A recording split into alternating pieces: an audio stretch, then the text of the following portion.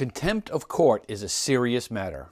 It can cost you money, time away from your children, and your freedom.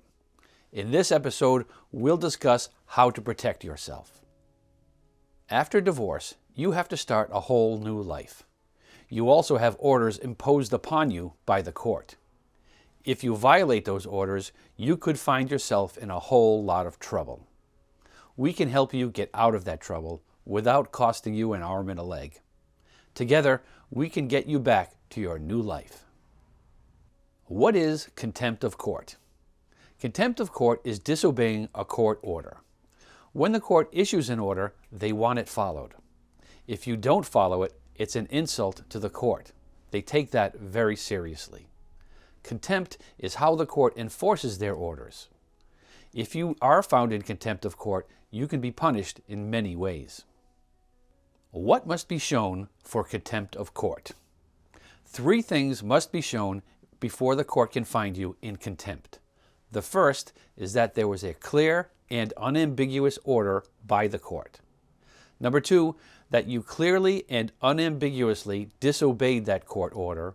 And number 3, you had the ability to follow the order, but you chose not to. What types of court orders are covered? There are 3 general types of court orders under which you can be found in contempt. The first are temporary orders. These are orders that are entered during the course of your divorce. The second kind of orders are permanent orders. These are the orders that are found in the final decree.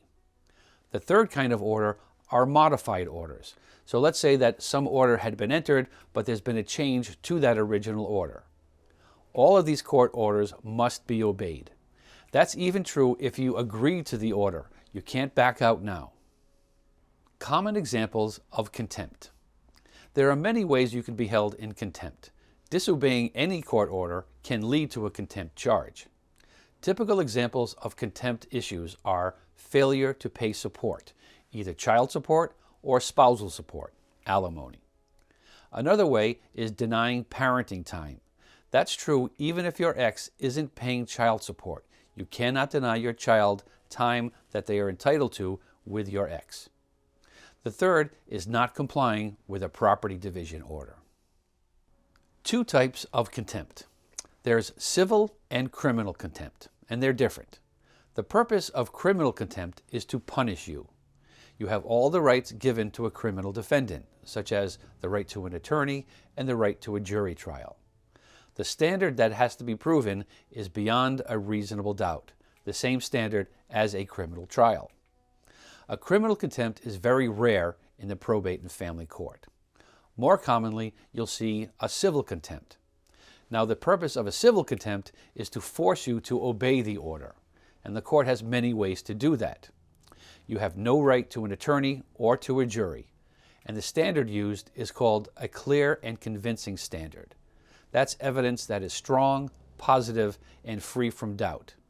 It's lower than the reasonable doubt standard in a criminal trial, but it's higher than what's called the preponderance of the evidence standard, which is the standard in most civil cases.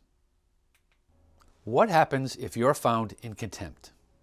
Many things can happen to you if you're found in contempt. All of them are bad. Those things include fines. You could be ordered to pay the attorney fees for the other side, that is your ex. The court could change an order, such as custody or parenting time. They could suspend your driver's license, and they can even sentence you to jail. How can I go to jail on a contempt of court charge? Well, there are 2 ways you could wind up in jail. The first is under a criminal contempt situation.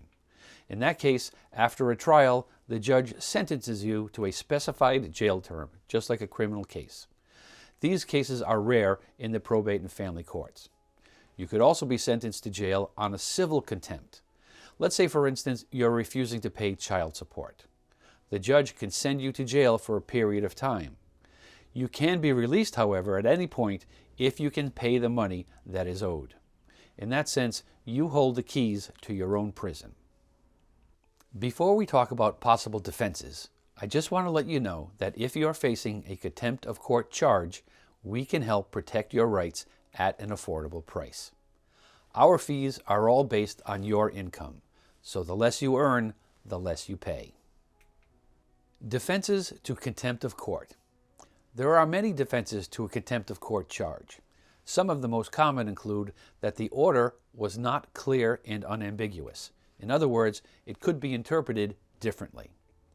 Another defense is through consent or waiver. Let's say that your ex agreed to change the order informally. Another defense was that you were unable to comply with the order. These are very common, especially in financial situations. So let's say that you were ordered to pay a certain amount of child support at the time of the order. Since then, you've had some sort of financial setback. Let's say you lost your job, your hours were cut back at work, or something along those lines. You can't pay what you don't have. This can be a defense. Keep in mind, if your financial situation changes, you should move for a modification of that order immediately. Don't get caught in this contempt situation. It puts you in a very bad position. If you're under a court order, you must obey it. If you don't, bad things can happen, including going to jail. You have a lot at stake. We can help protect your rights without costing you a fortune. Together, we can get you through this so you can move on with your new life. For more information on Massachusetts divorce, please feel free to visit our next video.